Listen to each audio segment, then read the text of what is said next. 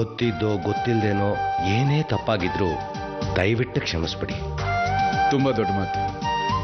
ಅಮ್ಮ, ನಾನು ಅಕ್ಕನ ಜೊತೆ ಹೋಗ್ತೀನಮ್ಮ.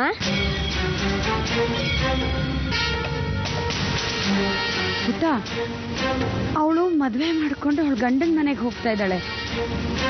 ನೀನು ಅವಳ ಜೊತೆ ಹೋಗೋ ಹಾಗಿಲ್ಲ. ಪುಟ, ಅಕ್ಕನ ಜೊತೆ ನಿನ್ಗೂ ನಮ್ಮ ಮನೆಗೆ ಬರೋಕೆ ಇಷ್ಟನಾ?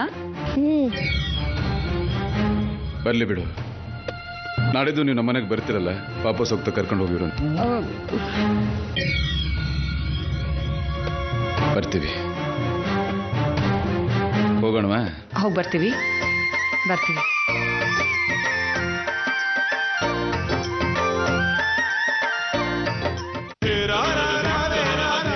ಅಮ್ಮ, ನೀವು ದೇವಸ್ಥಾನಕ್ಕೆ ಹೋಗಿ ಬನ್ನಿ. ನಾವು ಮುಂದಿನ ಕಾರ್ಯಕ್ರಮಕ್ಕೆ ವ್ಯವಸ್ಥೆ ಮಾಡ್ತೀವಿ.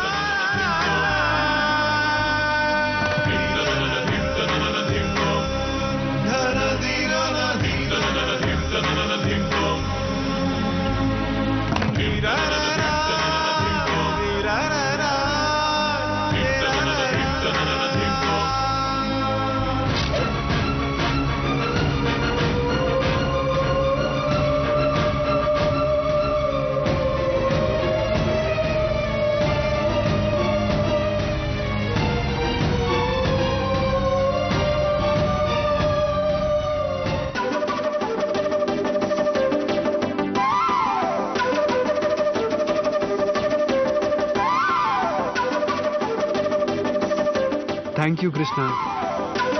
ನಾ ಮೆಚ್ಚಿದ ಹುಡುಗಿನೇ ನನಗೆ ಸಿಗೋ ಹಾಗೆ ಮಾಡಿದೆ.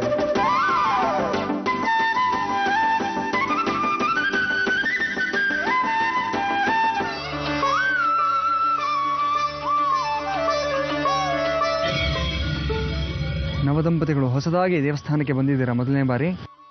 ವಧುವಿನ ಹಣೆಗೆ ನೀವೇ ಕುಂಕುಮವನ್ನು ಇಡಿ.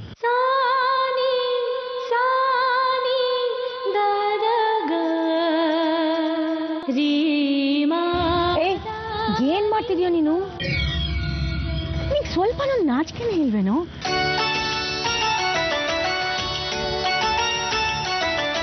ಎಷ್ಟ್ ಸಲ ಹೇಳ್ಬೇಕು ನಿನ್ಗೆ? ಏನಾದ್ರೂ ಒಂದ್ ನೆಪ ಹುಡ್ಕೊಂಡು ಮುಖ ನೋಡಕ್ ಕಾಯ್ತಾ ಇರ್ತೀಯಲ್ಲ ನೀನು.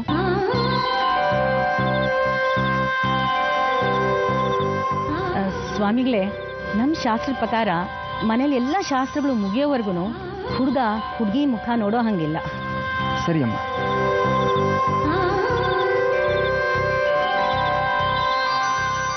ಖದೀಮ, ನಿನ್ಗೆ ಒಂದ್ ಸ್ವಲ್ಪ ನಾಚಿಕೆನೇ ಆಗಲ್ವೇನೋ?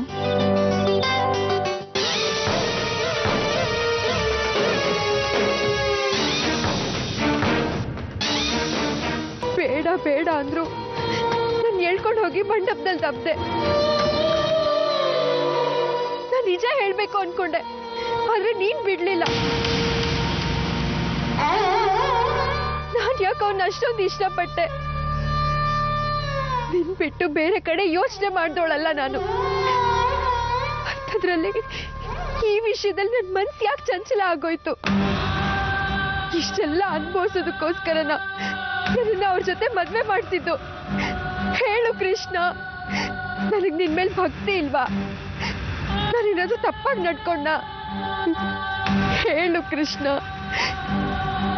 ನಿನ್ ಇಚ್ಛೆನ ಅರ್ಥ ಮಾಡ್ಕೊಳ್ಳೋ ಶಕ್ತಿ ನನ್ಗಿಲ್ಲ.